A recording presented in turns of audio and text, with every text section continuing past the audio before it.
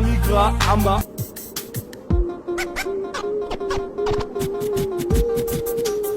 Samigra Amba. Mbote mbote mbote na bae banso bazuli baku ya kolanda biso na haut-parleur télévision bokolanda biso na canal 37 na Bluesat bokolanda biso na TNT bokolanda biso na YouTube. Sinon abonnez-vous massivement, likez, commentez, partagez car ici c'est l'actualité qui nous oblige à faire des analyses.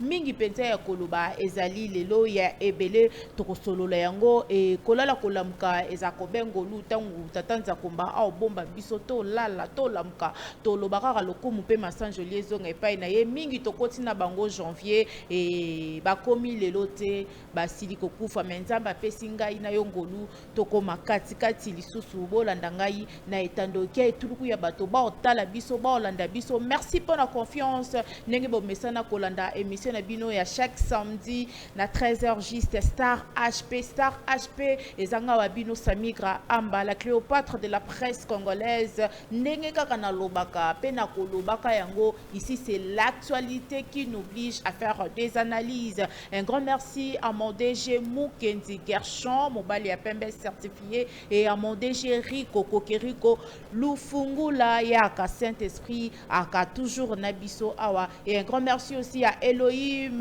Oyazali ko réaliser émission Oyo Elohim Gelesi na Isha DT Isha, en tout cas la grande équipe de haut-parleur télévision na pesibino vraiment matondo mingi. Merci mingi ya koloba penza ezali e lelo nazali na invité na ngai yena ni na moni bomoni ya solo na etando ike na bataki na ngai nazali na Petit Wera et to me campé ko solo la. En tout cas c'est l'actualité to solo la makambo elekaki na matanga ya Seguin et to monaki Blaise Boula na Weranson le roi de la forêt ba betani vraiment karato to yebite balobaka na matanga ndezala ke sika oyo mutu azwaka conscience mais na matanga ba polémique to moni pe faire la Jésus de nuance oyo après autant d'années bakutani na président na yewe ranson ba pesa nimbote et tokoloba pe à propos ya Kofi Olomide na émission bosolo ya loba ki pona matanga ya Seguin na JB na Wera tokosolo la yango awa na Petit Wera. En tout cas ba actualité ezali ebele arène à Grand Paris. Est-ce que Petit Wera akozala Petit Fali a yelinga poto mona ki Petit Fali a memaki. Est-ce que Petit Wera akozala na Grand Paris arena là j'ai dit déjà bonjour Petit Wera et meilleur vœu à vous. Vous a vraiment invité Nangai Yaliboso na 2025 awa Maïa Koloba Penza ezali ebele boni non santé boni makambu tout ezole kandenge nini et tozala ki pe na matanga na yo ya Seguin mignon maniata pe à son âme molimo na ye et pe manakimia. Voilà. Bonjour Samigra. Donc bonjour na fan tout ya wenge musique à maison mère au bazo talanga Petit Wera. Et puis bonjour na yemoko Igo le roi de la forêt ba bonne année. Le Wangantama, pourquoi pas Maman Sylvie Mampata Masaki. Et là je vois directement Maître Ninja Sikatenda. Et puis na batutu au Badingara Petit Wera. Et puis meilleur vœu, bonne année na yope. Voilà. Merci beaucoup Petit Wera, meilleur vœu na yope. Et toroko takaka na ba actualité ngana yo tozaki na matanga et na zo mona na régie déjà bazo illustrer les biso ba image ya matanga comment on a fait rigola après autant d'années oyo akutani na président na yewe ranson les grands formateurs a formé kopesa na mbote batu babanga kake o wera koko botele moto mais to moni na matanga ndenge ba Nimbote wana. C'est l'actualité, c'est voilà. Entre père et fils. Oui, biso na wenge tozana bitik mo tozarango. Ata toza musika mais bolingo na biso zalaka toujours ensemble. Voilà. Ferregola aza mwana ya Weranson. Aujourd'hui si tu parles de Ferregola directement on s'est référé na Weranson. Okay. Parce que tant on beta histoire na yefu ba ke Weranson ndé muto sala ke Ferregola azala. Quelle que soit la divergence na biso na kati ya wenge muzika aza mwana akotika la toujours mwana Weranson aza papa akotikala toujours papa yango mona ki faire azaki même na esengo makasi mote tango série liboko na pas ya Weranson au moins neti longo kakati et puis Weranson Igo le roi de la forêt il était vraiment très content je vous dis vraiment ça m'a fait du bien donc rien à dire et puis rien à commenter aza mwana ya Weranson et ça la ki biso esengo makasi voilà matanga ya Seguin comme on est tout le coup ya batu ba rendre ba dernier hommage au papa chéri Weranson solidarité wana donc batu ba leli Seguin lokola politicien moko boye lokola musicien te ba pesier ba honneur na ye ouais oui bi so nazo beta histoire hier j'étais avec mon vieux Toutou Kalouch tozaki pa na ye tokabwani vers ba 1h 2h comme ça oui bi papa we maloba matanga esilaka epai ya bapaya mais pas na biso moko bakolo ndako toza na pasi ti lelo ekosala pasi makasi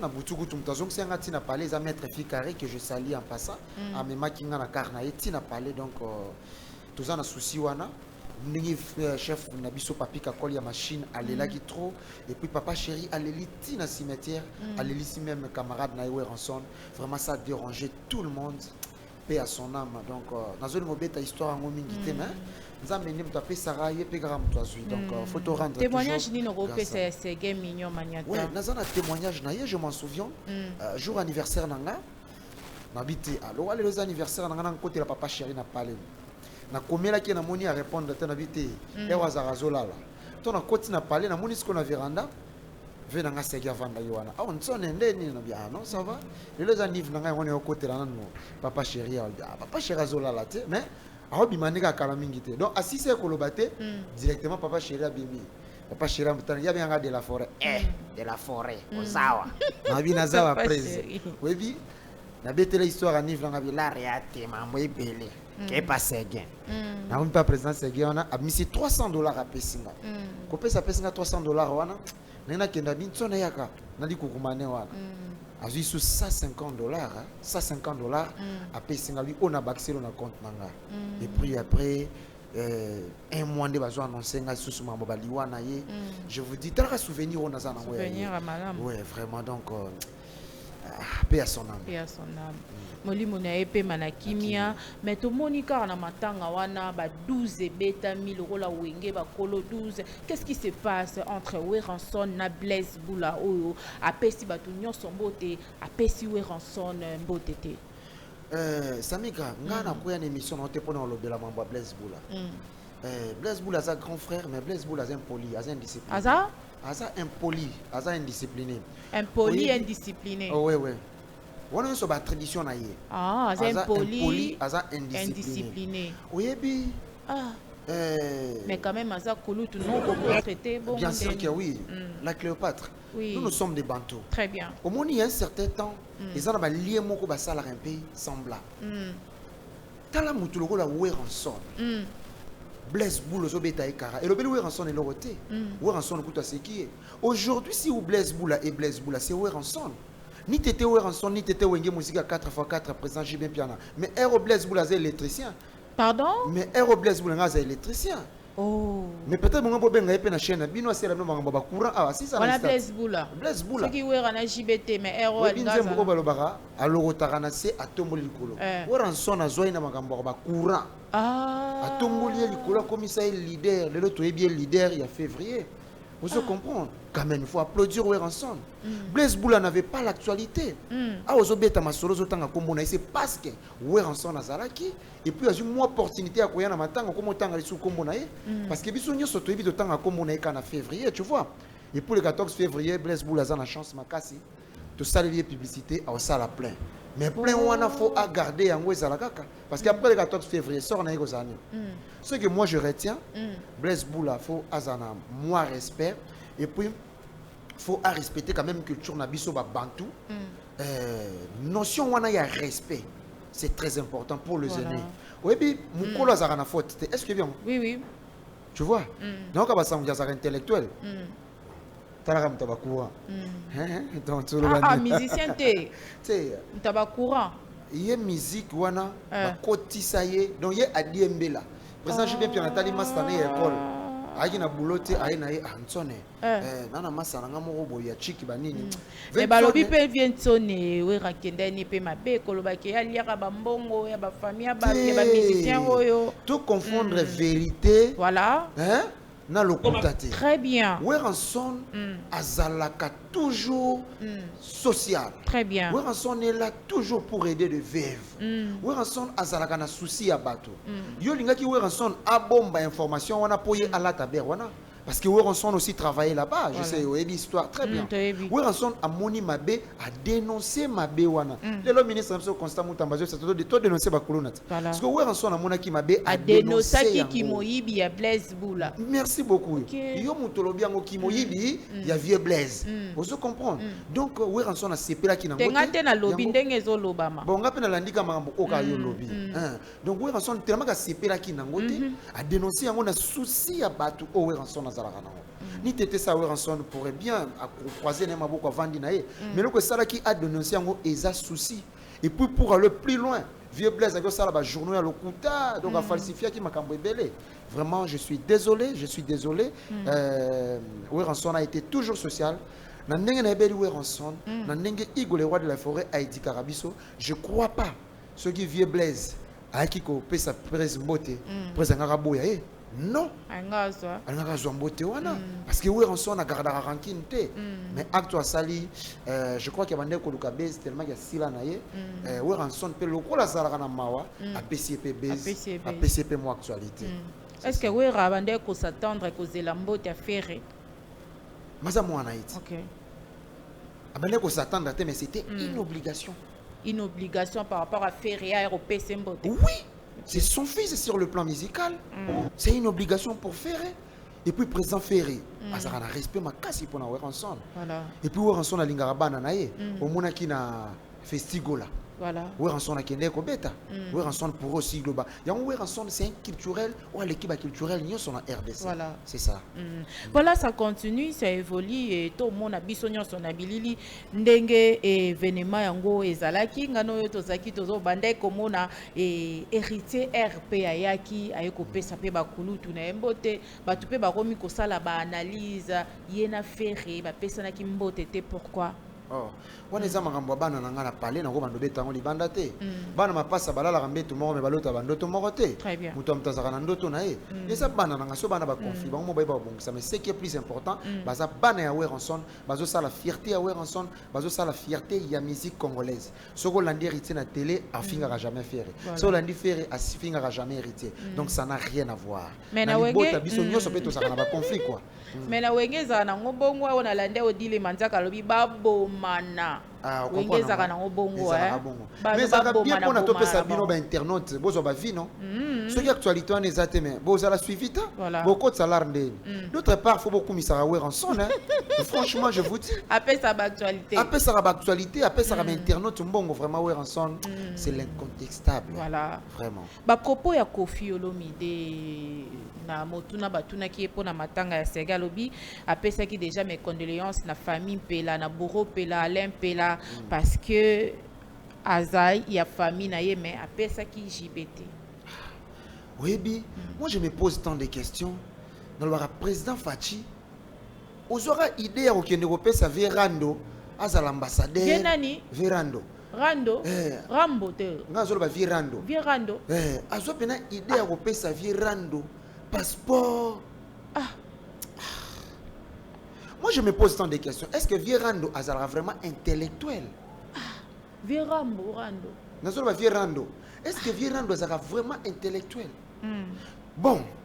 Nasongi sur le biso toza ba bantu. Très bien. Attaque criminelle soka kufi na famille témoignage zaka bien bazolo le kufi bande ko aider biso. Soki oko présenter ba condoléances pa Weranson. Pas président JB Pianaté. Mais présenter la Wenge en général.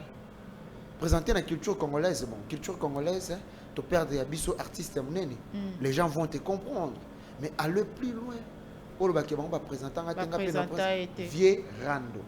Tu vois, moi je doute pour lui. Je suis fier de lui. À Sarabatiba qui toque na mboka oyo. On a légende. Hein? Légende mboka. Donc il fait Félix Oazé ko benga les ngende. Hein? Te abongi saki.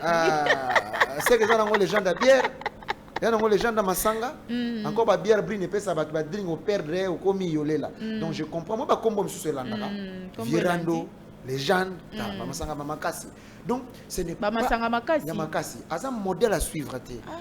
Franchement, je vous dis, Asa modèle à suivre. Or, il y a Asa Yaya. Par rapport à présent Weranson, à présent Jubé. Non, Yaya faut garder position là. OK. Nga papa na ngai sange logo moko. Yaya funda ale quitter. Yaya portera le qui correction. Mais Yaya mon babi funda biloba loba. Je salue papa sango mon vieux Israël Mutombo. Je vous salue de loin donc c'est un peu ça. Voilà. Propos il n'est pas un modèle à suivre. Propos on a un intellectuel. Attends, tu as habité na tanga na troté quoi. Mais on a quand même gradué en relations internationales. Mais je peux jamais retenir ma propos à bongo. En tant qu'un intellectuel, à côté tenir ma propos à bongo té. Il y a zalina ba ajoso ki nango wana. Faut abanda ko sangi sabaleki. Asangi sabaleki. Mais yazo kabula kaka donc. Voilà.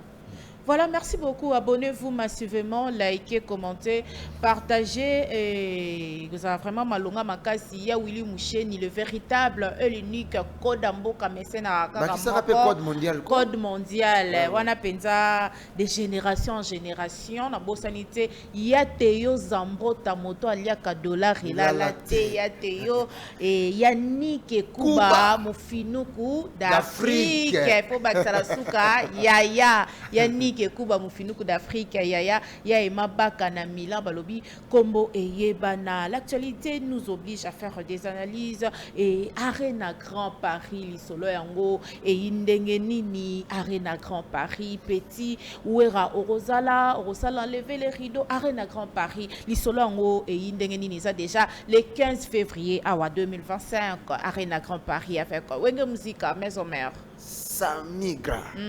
Évitez sur l'autre question. Même si nous Arena Grand Paris à musique. Très bien. Oui, bien on sonne Igor le roi de la forêt. Bah bêta qui n'a pas musique. Mais au moment où je vous dis Paris, Londres, Allemagne, naturellement Schengen en général, façon bazo zela où on sonne Igor le roi de la forêt. Non. Voilà. Façon batubazo la petit ouera non.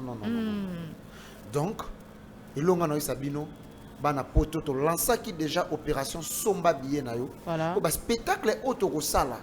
To dévoiler ngote. Bozela ka les jours J, on peut jamais dévoiler ça. Bozela les jours J parce que surtout on doit bimisila bino ngosikoyo pour ser aussi là mais c'est que sir bana Paris bana Londres en tout cas na Zoya. Non zalawana. Non zalawana.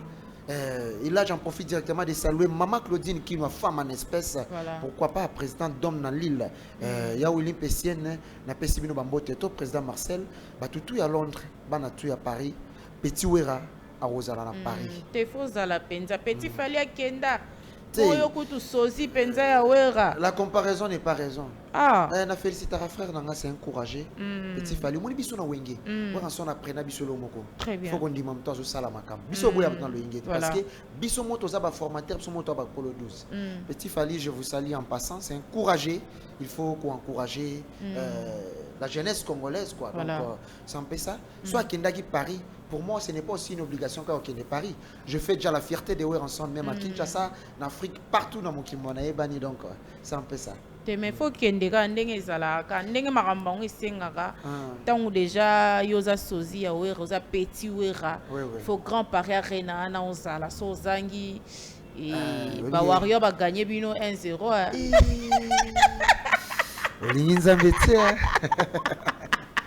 Vraiment, message comme il pas ensemble Igor le roi de la forêt et comme il pas ces jeunes junior katakata pourquoi pas mettre un ninja sikatenda. Voilà. Donc moi je peux pas n'ako décider parité. Ouais ensemble mais manga na Paris non. OK. Ouais ensemble na linganga na msala na sala na zo raba avantage trop na msala na sala rapport aller.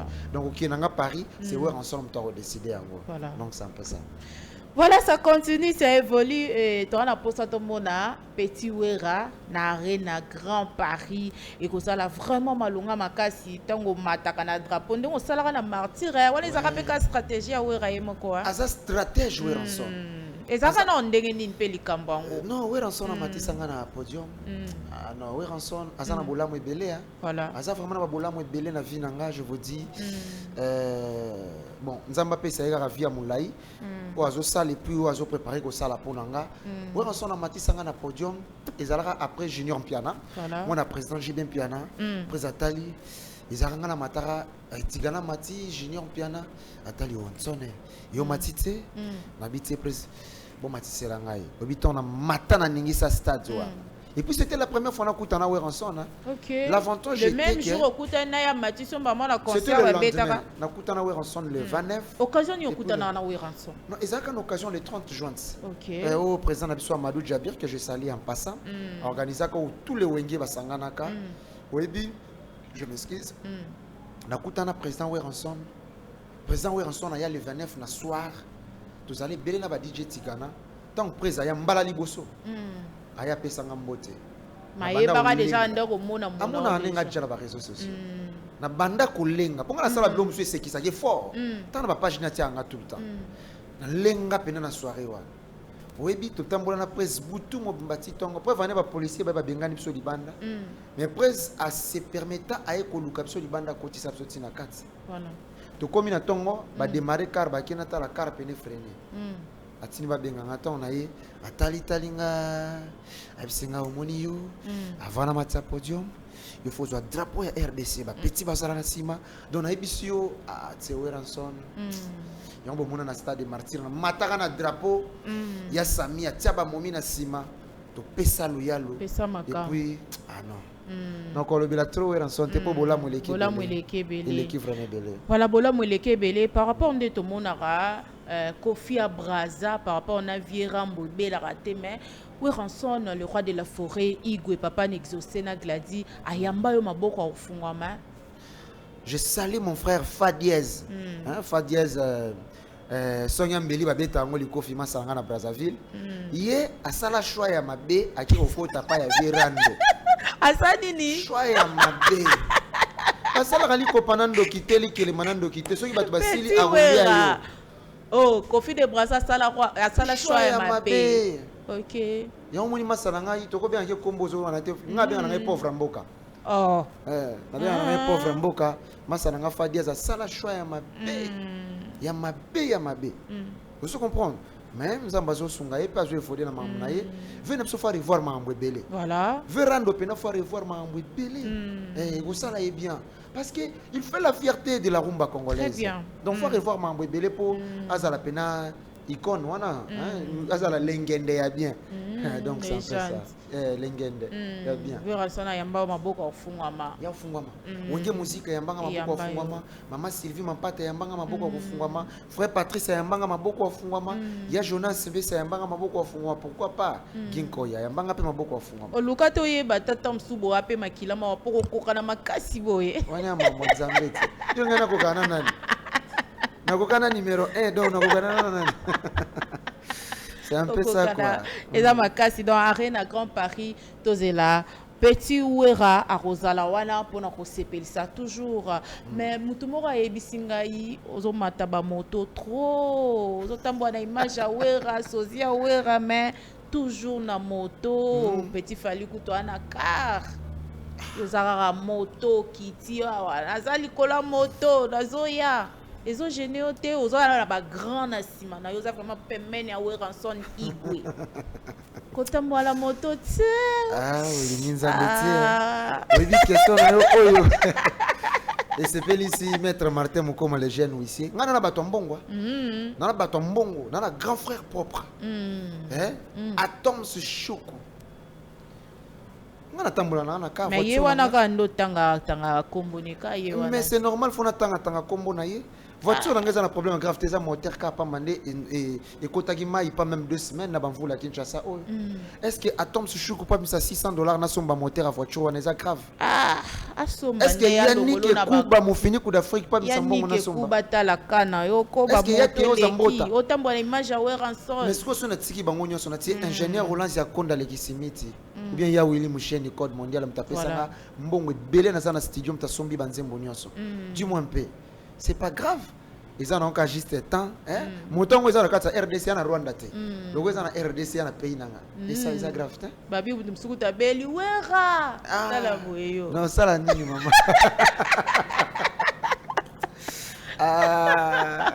le président Wera Son biloko ya boye bomaki fort atala nson Tona lotamo à la moto.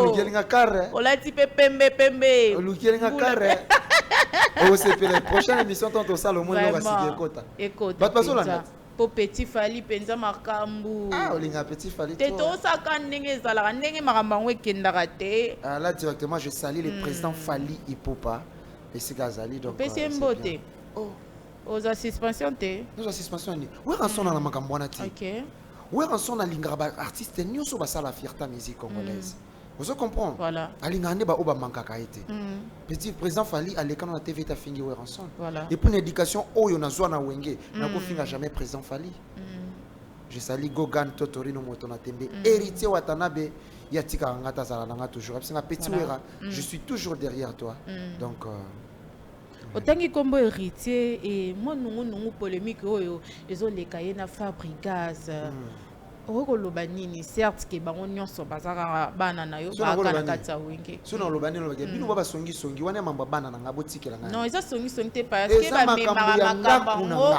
poto ya koloba non certes lelo ekomika mutakala lata coupe na ba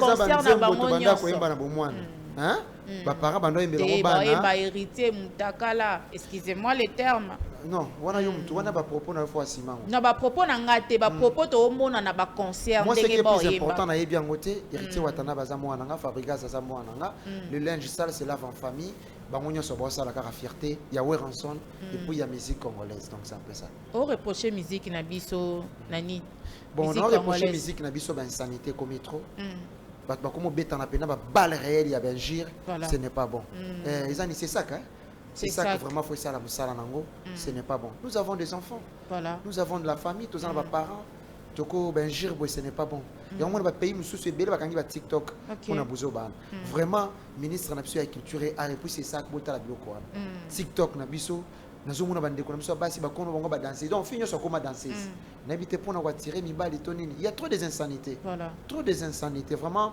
et quoi arranger biso ceux qui ba kondi vraiment ba tenir rigueur ne bazo tenir rigueur na ba kuluna ba tenir pe rigueur na bandeko na biso ya basi na Benjiro ezole kana ba musique c'est un peu ça tout ça la concurrence moko loyale moi je suis pas là pour ingérer les gens na lobeli vierando awa par rapport à ba comportement na iso ka changer ngo et au ça la pe biso bien merci beaucoup babi Wera lingo bakasi jalousie pe koti na jalousie koti wapi na wenge kuna ndenge ndeni lingo makasi ouais okomi kozwazwa baproblème mpona kaka Wera lingio makasi ouais c'est logique mpona zwaka baproblème na wenge musique à maison mère bon baoyo bokréelenga baproblème etali bango je laisse tout entre les mains dédiées ce qui est plus important moi je travaille pour Wera Son je travaille pour wenge musique à maison mère c'est lui qui traite avec Dieu n'a pas besoin des anges ange ezalaka juste kaka bacomplémentarité ya biloko yo traité mbama na Dieu moi je traite avec Dieu donc j'ai pas besoin des anges wana ba important te j'ai pas besoin de donc c'est un peu ça ngana sala musala Wera Son bato bakomi ko déformer ba information nanga bakomo mama mususu pa Wera Son nga depuis na banda carrière nanga je mets ma main à couper na fausseté na kombo ya Wera Son na ke place mon aller 50% francs OK baelanga ba copie ya ma bébé je peux jamais faire ça car je fais l'honneur de Wera Son très bien mais quand on a wenge musique à maison mère ba combattre nga etali bango babi ko grand Paris on peut pas combattre makasi ce n'est pas grave est-ce que Grand Paris ils a souka ya vite voilà nga sonna qui des poteaux na ba propre moyen nanga je peux aussi faire voilà mais non que poteaux sko na musala moi je travaille pour Wera Son voilà Wera Son ce n'est pas une obligation mais il a aussi le droit ya omemanga na poteau donc c'est un peu ça ata bo combattre nga je suis le lit dédié donc c'est un peu ça je salue le pasteur Moïse fier likolo mais c'est logique bible bito sepela na auto zanango ndio lati kitoko bo faut sepela na bilamba na yo est-ce que si batu bilamba na ngona lati za kitoko et comme qui vanta non eza kitoko lati bien yango bible bito sepela na oyo tozanango c'est ça donc na sepela ka ndenge na ma petit Wera donc ça la na bien longi penza Wera makasi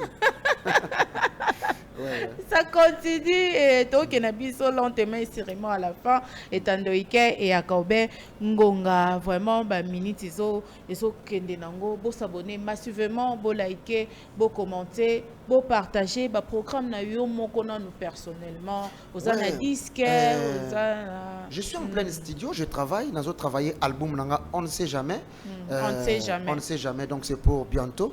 Les a déjà 3 opus, les a déjà sur le marché, mais bah tu vas continuer la chanson, ils ont la chanson mon embeli ya Willy Moucheni, voilà. bah mbonga sombi musuna embeli boss Tom Schuku, grand frère propre. Bah tu vas a besoin il y a chanson pour contacter na plus 243 83 16 10 633 plus 243 83 16 10 633.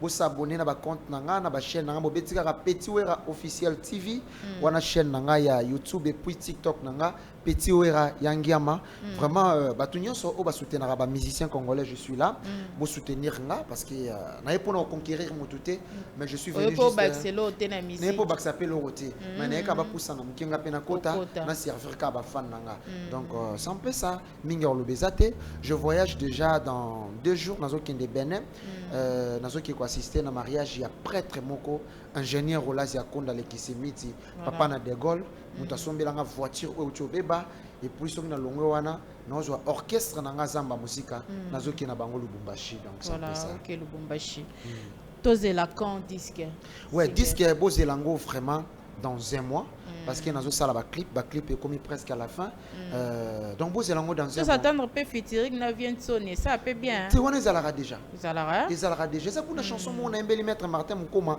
to sali featuring moko et puis ça la chanson moko na embeli boss Tom Schuku ça featuring moko que je peux pas que j'étais encore les noms na bato na sel mon featuring mais je vous dis ça va chauffer ça va chauffer ça va chauffer je vous dis générique peut ka ndenge papa beta générique nanga eza beaucoup mais ça na bongo na sino sebe ne beti wana na bongo na bini makasi ko lekata fe nanga Félix Oze quoi otieka yeponi podi da sa makasi na mboko tozaka ngai ye na burompela ya bina nene soutenant to tsela ngana papa nanga Félix Oze quoi ne ba danser makasi la petit mbote l'homme d'Adidas Arena ouais merci beaucoup. Est-ce que bilan dans yo il y a 2024 les acquis positifs biokuta la kina ba kokoso ba combat ebele ouais bilan la pas 2024 côté malamoisa côté ma BP Zali j'avais fait 3 mois na poison merci na batunyo so basista kinga merci na bana tuya wenge na écoute une émission na yo c'est parce que za yo faut na respecter na zape na rendez-vous na docteur Lelo parce que na sentir mon nzoto ngo ezo déranger mais à part ça poison j'avais quand même le temps de construire. Voilà. Bientôt aussi là. On est en 2024. Ça va, à part malade. Moi chance bon, poisson on a quand on a bateau na Lingarato, na sali sara festival moko bona niveau à Brazzaville. Bateau na zalaka na bangonde ba salanga eloko na quoi. Ça peut ça nzamba edaki nazwaki traitement na Benin pas béninois na kindaki na Goma ba traitaki nga vraiment yaki bien te. Nazongi famille ba kotinda na Benin kuna ni nazwaki vraiment ba soins appropriés parce que les aki ba poison moko boye donc et c'est il peut faire makamoko boye mais là je suis pour moi à l'aise Dieu fait grâce quoi donc ba wana ba mekakio bato ba tiela baninga ba poison ba kanisa ba tikala ba immortel ba kufara te siko il rêve ba salaki nani lo côté botiela nga poison donc peut-être demander qu'on vie ka ba tikala na ba bag na nga oyo hein ou bien ba tikala ba téléphone na nga ba bag ngo pesa nord te ça ka ba garantie à 15 ans yebsanga siko Tebo motono déjà za iloko. Ah peut-être ouais. Hein? Nazo na ngape mwisa mututi parce que ngana zala wa ouais ensemble. Biso toujours ba touche à tout. Ba touche à tout. On présenter au la thème Sylvie Mampata ya ouais ya Petit Wera. On présenter biso. Non présenter bino kala mingi. Voilà, et ça bien. Déjà ba projet. Ouais, ma ba projet d'avenir. Biso toi ba tout Petit Wera zo ki ba Petit Wera. Non. Là, je vais salir l'image de ensemble. Voilà. Donc, je dois marcher dans des normes. C'est un peu ça. Papa et moko. Oui, c'est comme ça. Voilà. To baloba Weranson asila. Bato baloba asila. C'est que bango de basila. Voilà. Ce Weranson asila, moi va na Petit Wera. Très bien. Et on va na Petit Wera, ça montre il a force à Weranson. Tous ces pays ici besoin à marcher. Les lots Arena Grand Paris, beti ba concert. Les artistes mon côté oyo à lancer concert na yate ka ba billet belende psoto teki. Ou en son aussi la té. T'as la Paris n'engeza bouger. T'as la Kinshasa, t'as la partout. Na éviter. Et actuellement na Kinshasa, dans la publicité ba Mamoutou, c'est l'artiste le plus sollicité. Voilà. Ou en son aussi la ndé. On est à motema mabe. Ok. Motema mabe. Ouais, rançon ne peut jamais finir. Bah écoute, tous ces pays ici, bah ils ont nangote, bah koli déjà, bah tika bah lekio, bah ye, bah on peut bah émerger. Bah lekio manan. Na koli. Oui. Pas wendo kuta beta musique tina ajni. Maman. Faut que vous avez fier na ouais rançon ko. Faut que vous avez fier na ouais rançon. Voilà. Vous avez ouais rançon a pesibino ba faire, a pesibino ba hérité watana be gogan totorino, a pesibino ba miel de son, a pesibino ba tade, a pesibino ba fabricage, a pesibino ba déplique. Ayo pesabino sous petit wera. Pourquoi mutabon boza na fier na été. Voilà. Hein? Vraiment na éviter hein. Nalinga toyoka moi lo yembo moko po esala Ciara Bikenge balobi Ciara 10 match ma copine, pourquoi pas aussi Pasi Bombala, ma copine que j'aime beaucoup, et pourquoi pas aussi Dama Moliro balobi moi si à Pembe et certifié à Bengalara Ngongi Nandako. Voilà, toyoka Petit Wera, moi voix et ça la moi bien. Non, je suis très convalescent. Voilà. So na yembi awa. O sepela na yo. Na ya ke kota la yo je dis na pourquoi. Voilà. Na kotilo pango bakangi. Na boy na wemba tena très convalescent mais na salika pour na salika. Merci beaucoup Petit Wera, to retenir nini na passage na yo na haut-parleur télévision. Voilà. Haut-parleur télévision. Merci beaucoup. Na s'appelle na kay, na s'appelle na plateau na bino vraiment c'est propre. Bah innovation ya boye. Merci. Chaîne Nabino vraiment na s'appelle na ngoza propre makasi. Merci na ndenge bo honorer vraiment et puis merci na yo moi c'est tout vraiment hein ça migra amba Cléopatra donc merci beaucoup. Merci na équipe na yo Mobimba, merci na DG na biso na s'appelle na gentillesse à DG vraiment DG Mukendi DG na biso DG Mukendi. Merci na gentillesse na yo Amina vraiment kitoko na ke na sango na Efra. Voilà. Je crois que dédicace dédicace nanga pour bino botambola na ba liste bientôt na liste en retour bisope faux bon on peut ça bala ba idara biso ba mambo ebela retour bisope moi dédicace ça sera très important. Très bien. À commencer par Ya Willy Moucheni code d'Amboka. Le véritable code. Merci à Willy Moucheni Nengo Norakinga. Pourquoi pas les boss, les patrons. Moyaya Atoms Choukou Dem Parka. Et là je vois directement Madame Nelly Manzenza Namatadi. Atika Kinga Tazara Kinanga vraiment Aida Kinga Peyatro. Ingénieur Rolazia Konda Lekisimiti. Merci beaucoup na soutien pour Nayo. PDG Arsène Toumba. Pourquoi pas à Junior PCBG un bon tonton. On a dépensé plus de $1500 pour nous relier ça. Bah vrai à Brazzaville au Bayaki ou assister dans Matanga. Boutique japonais les présents de tous les Kinois. Il y a Théo Zambota Mutalière à $. Et là la tête n'a péché Mambote. Pourquoi pas Vanilla Sugar Baby, bébé formidable en direct il y a États-Unis et pas il y a Laure Zaïna. Konzo les bijoutiers n'a péché Mambote Déborah et 4xX et pour nous clôturer MG Mandoumbe ma maman chérie, Maître Martin Moukoma le jeune huissier merci, Maître Richard Kanda, Maître Adèle Bati et puis Président Francis Ekodi, ma meilleure vie, na ba Congolais nyonso, au balingara Petit Wera.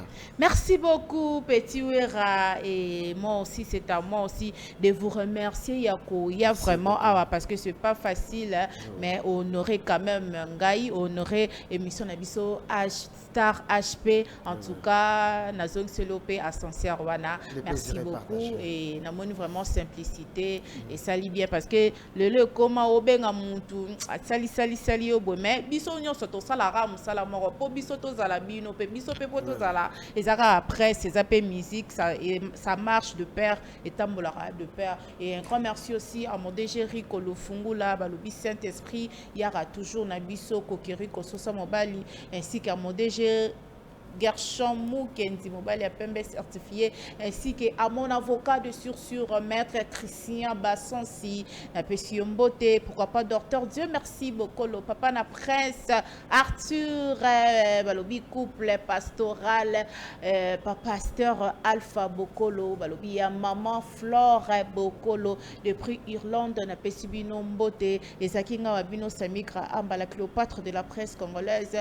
Merci à la régie finale. Là, je vois déjà Elohim Ngele Sisset et DT Isha, pourquoi pas aussi Esther Mwanza et famille haut-parleur Mobimba et Sephora Keren et Plamedi James et Amos Kwanzambi Lisu ya Banzambe, pourquoi pas aussi Dipro Aaron Makese Soki Kolon Kolo pema pesi biso lisusu pema tokomona na mbala ya sima bolanda biso chaque samedi na 13h juste rediffusion dimanche na 12h awa topesaka bino information assure sur c'est l'actualité qui nous oblige à faire des analyses. Merci beaucoup, bye bye.